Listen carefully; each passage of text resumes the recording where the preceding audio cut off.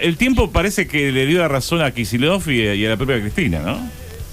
Y a justicia, por supuesto. Exactamente. Sí, en aquel entonces yo era subsecretario general de la presidencia, claro, acompañando a la presidenta, ¿no es cierto?, a Cristina, claro, Fernández de Kirchner. Sí, sí. A ver, en aquel entonces se tomó una decisión trascendental para el país, que fue la estatización del 51% de las acciones de YPF. Recordemos que YPF había sido privatizada durante el gobierno de Menem, en una decisión tremenda, en una decisión que le dejaba a la Argentina sin un recurso estratégico. YPF, también recordemos que fue fundada por el gobierno de Irigoyen hace 100 años, y la dejaba sin un recurso estratégico. La toma Repsol, empresa estatal española. Sí. Repsol era una empresa que no tenía petróleo, es decir, España no tiene petróleo, pero con el petróleo de la Argentina comenzó un proceso de exploración en otras partes del mundo y se convirtió en una gran empresa. ¿Pero qué pasó con YPF? Bueno, YPF, como dejó de hacer exploraciones, se convirtió en una empresa absolutamente descartable. Estamos hablando del proceso con Repsol como dueña de YPF. Frente a lo que se veía venir, que era una catástrofe, pero también frente al descubrimiento de Vaca Muerta, que estaba inexplotado, lo que hace el gobierno de Cristina Fernández de Kirchner, con Kicillof como ministro de Economía, es restatizar el 51% de YPF, es decir, comprarle las acciones a Repsol. Le compra las acciones y ahí comienza un proceso donde YPF se vuelve a convertir en la empresa más importante de la Argentina, pero además con la reserva de gas y petróleos no convencionales más importante de América, la tercera y la segunda en petróleo, tercera en gas, reserva de minerales no convencionales. Ahora bien, cuando compran YPF, uno de los socios, Petersen, dice que deberían haber ampliado la oferta al resto de los accionistas por el estatuto de YPF. Sí. Y le vende su derecho a litigar a un fondo buitre.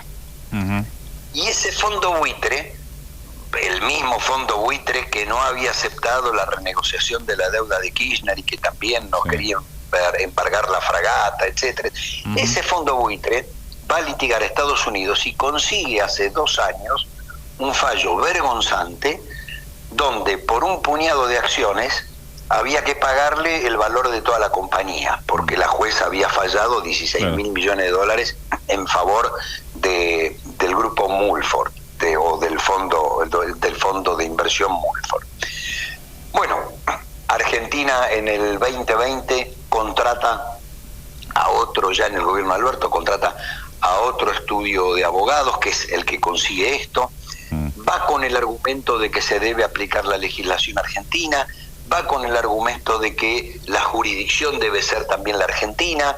Bueno, lo que se consiguió hace 48 horas es que la Cámara de Apelaciones dijera, no, la jurisdicción es argentina, la legislación es argentina, no es válida la sentencia dictada por Loretta Presta, esto tiene que volver todo para atrás.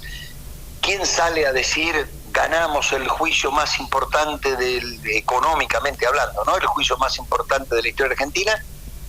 El presidente de la Nación, quien en toda la campaña electoral estuvo en contra de la expropiación, decía que había que vender YPF, que había que venderla con vaca muerta incluida. Bueno, hoy Vaca Muerta es la única vaca atada que tiene el gobierno nacional para que su modelo económico, que destruye empleo y que destruye producción y que destruye industrias, en los números de como si Argentina estuviera creciendo, cuando en realidad es el campo y la intermediación financiera y Vaca Muerta lo único que lo está salvando en números al gobierno, y festejan como si hubieran hecho algo cuando en realidad todo venía del resto de los gobiernos anteriores, porque digo, todos los gobiernos salieron a defender YPF, a ellos no les quedó otro remedio, pero la estrategia estrategia se había fijado en el gobierno anterior, y estuvo bien la expropiación. Digo, es un derecho que está en la Constitución Nacional. Sí, es un fallo de la justicia de Estados Unidos que sorprende, igual de todas maneras que la justicia de Estados Unidos falle a favor de la Argentina,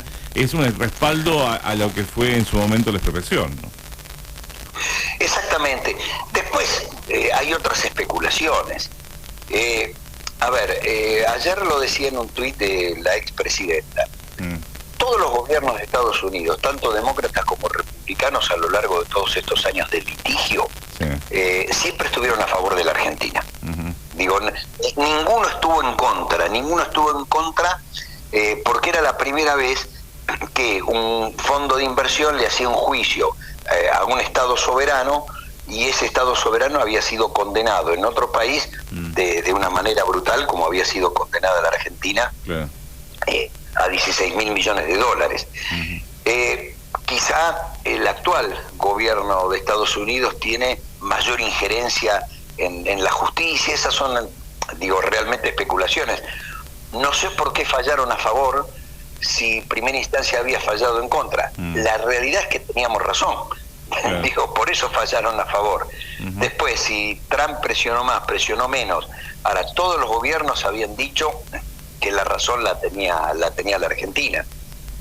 Lo que va a suceder ahora es que, el gobierno nacional se atribuyó todo el triunfo, y el que apoya al gobierno nacional va a decir que esto es así, y los que no apoyamos al gobierno nacional vamos a decir lo contrario. Sí, pero queda claro que el gobierno tiene una contradicción, porque en el caso de Milei siempre estuvo en contra y ahora plantea que esto es algo parte de la gestión del propio Milei, ¿no? No, estuvo siempre en contra. Claro, por eso. Y ahora está saliendo el video donde Chiche Helbel le dice qué vas a hacer con YPF, y dice la voy a privatizar. Y con Vaca Muerta también, ¿cuál es el problema? Lo vamos a privatizar. No, siempre estuvieron en contra. Ahora, ¿por qué no lo hicieron? Porque el gobierno no tiene otros recursos. No lo hicieron. ¿Por qué no sacaron las retenciones si siempre estuvieron en contra de la retención? Porque no tienen otro recurso. La economía no funciona. Se cae el Producto Bruto Interno. Se cae la recaudación porque hay menos ventas.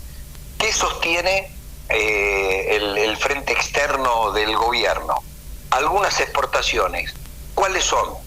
El campo y los hidrocarburos. Nada más. No hay ninguna otra cosa. Y en números, la ganancia de los bancos, que es la intermediación financiera, hace aparecer como que el país creció.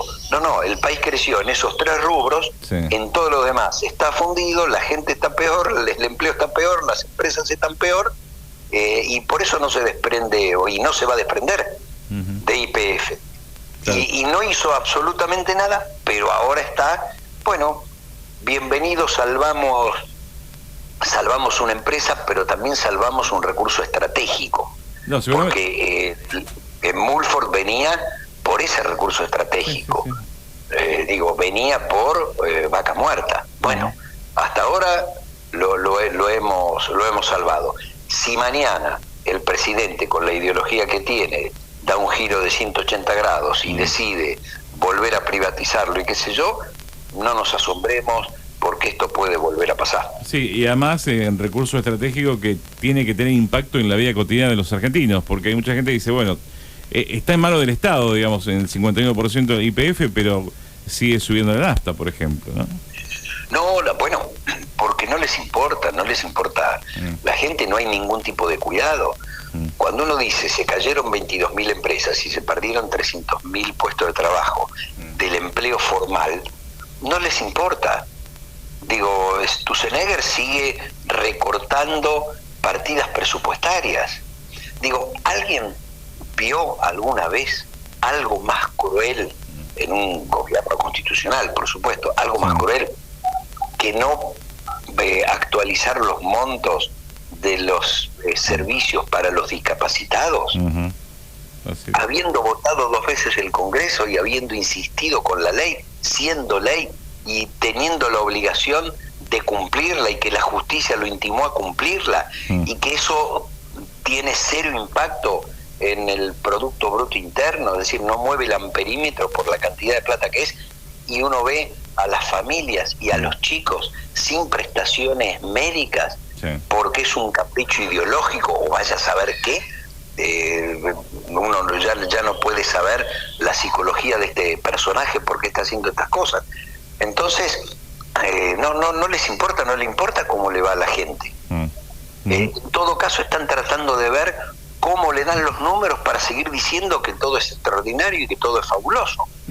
Bueno, un día se va a venir la estantería abajo, porque esto es lo que va a suceder. Como pasó con la convertibilidad cuando en el 97 estaba agotada, pero voló por el aire en el 2001. Pudo haber volado en el 98, en el 99, en el 2000, bueno, tardó 4 años en volar por el aire. Este es un modelo que ya no se sostiene, porque y además vamos hacia el precipicio, siempre un pasito para adelante.